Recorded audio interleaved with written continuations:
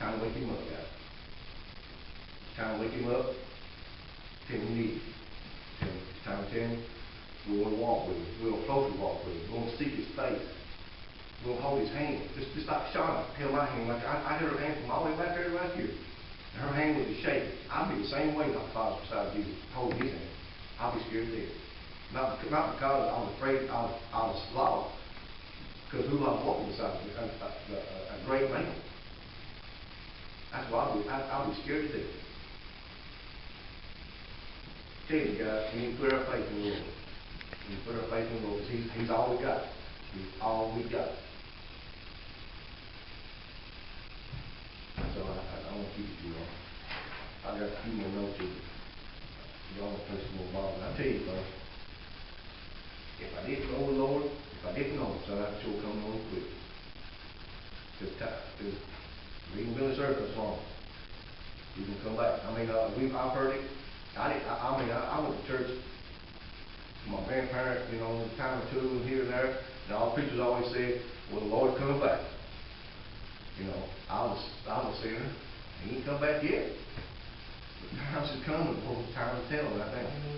The time to tell it right now. That's right. And if we don't know Him, we better get up on our knees and find Him.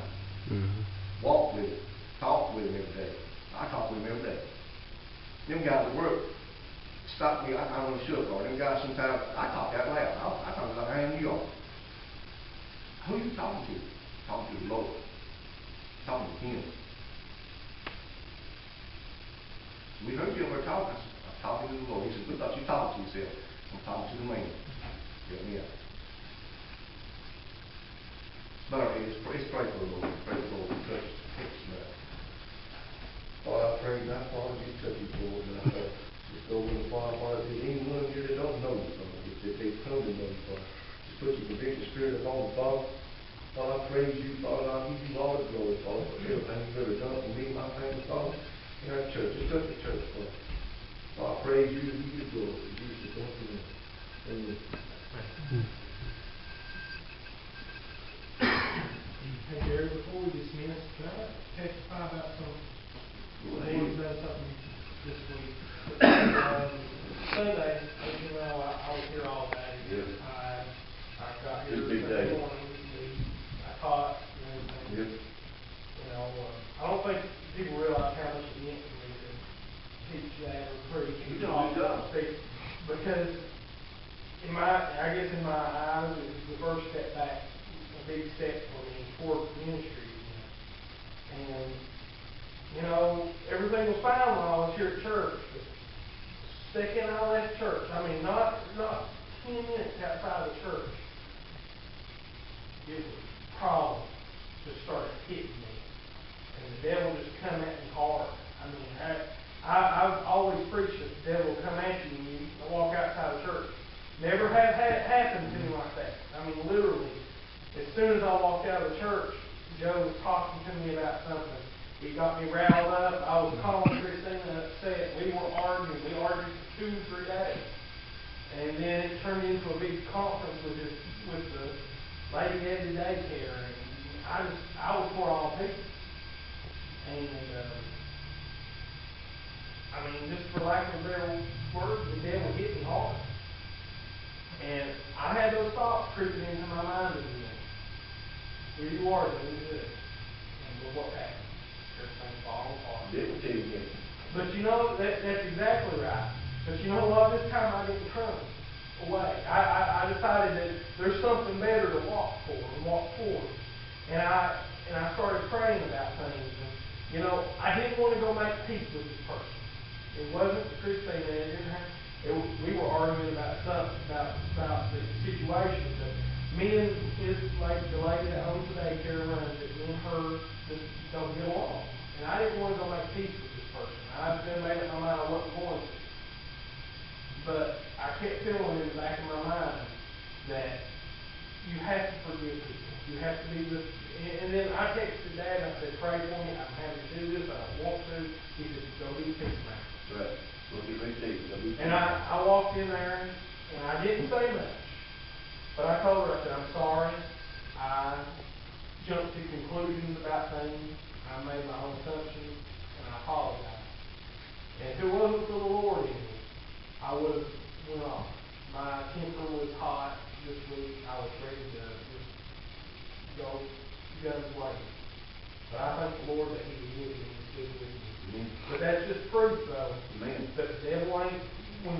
something good, the devil attacks you that much harder. Tell you what, the devil, he ain't playing no games. The devil's not playing no games, man. He ain't playing no games. He'll take you to hell. Go prayer. Go straight to hell. That's what Ronnie told me. He ain't playing no games.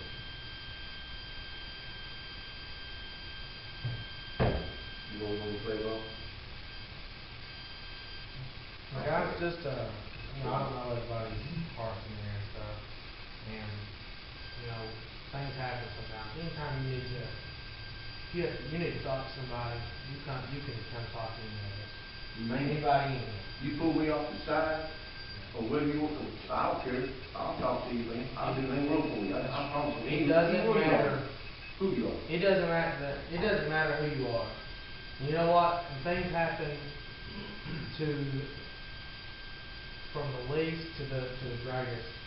In the church, you think of preachers and stuff as being up on a pedestal, and you do, and people put preachers on a pedestal. But you know what? They need help and guidance just as much as the person sitting in the congregation. And if you need people to talk to, come talk to us. I have people I talk to when I have problems. Make sure you have somebody to talk to. Because if you don't talk to them, and Jacob can tell you, what happened with Jacob is he quit talking to people. He didn't come talk to his fellow church members when that happened, and he backslid. That's what happened. I thought he was going to shout wicked back there at one night. And he did. I thought he was mad. I see it. I told him I was going to pray for you whether you liked it or not. And I did too. I was doing don't do it. I thought it was going to come out. I did. I thought it was going to have to. I was going to I went to bed during that time. That 4 nights, whatever it was. Every night. Bread and to go to sleep. I'd stay up till 2 o'clock in the morning. Because I didn't want to sleep. I hated going to sleep. Fear. That was the only time I was ever afraid, because I thought, man, if I die, I know what's going to happen. I knew it. And Josh is right, I didn't talk to nobody. For whatever reason, I kept everything bottled up inside me. I ain't never been nobody. Someone kept it all bottled up. And then if you did talk to them, they'll lash you. I didn't want to talk to them. I didn't want nothing. I just wanted to be left alone. And I was blaming God for quite frankly, my own mistake.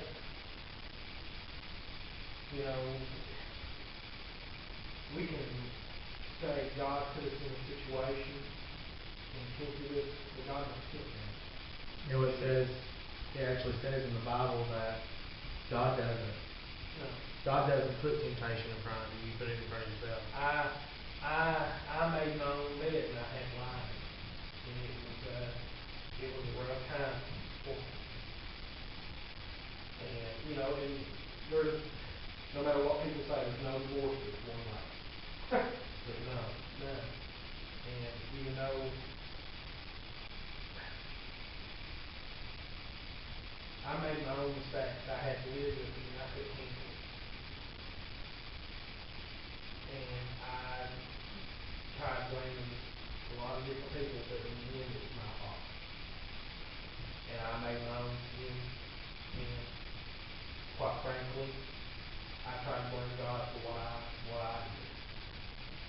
And I got angry at God, and I rebelled. But you know what? You can't run from it. I preached the word. I knew I couldn't run, knew I couldn't hide. So I decided I was going to stand against it and everything. The only reason people would come to church was to bring judgment. And in a way, that's like I said Sunday, in a way I owe him my life. Because if it wasn't for him, I wouldn't have been in church at all.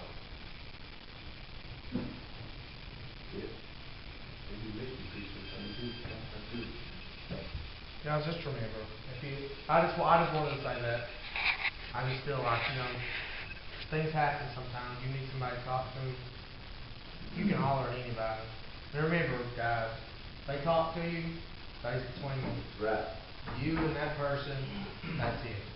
If it's important enough to talk to somebody else, you talk to the pastor. And don't talk, talk to people inside the church. Don't be talking to sinners. Now, I know that sounds horrible and that sounds rough, but a sinner is going to give you sinful advice. Sinful advice. But a Christian, godly man will give you godly advice. And if you follow godly advice, good things can happen. If you Yeah. follow sinful advice, then nothing good can come from it. And that's what we do, like, there was that one time, and you guys know this, where I wasn't in church for about 6 or 7 months. And, you know, it was honestly was up and away. And probably was pretty the same situation. And, you know, I thank God for, you know, getting back here. And then Kyle as well for coming that night. And because I was just sitting in the pew, just lost, thinking, you know, what about it? So I went home and yeah. Brother. A lot of people think the main way they can do is to stay for themselves, keep it bottled up. It's a lot harder. It takes a bigger man to go talk to someone about your issues.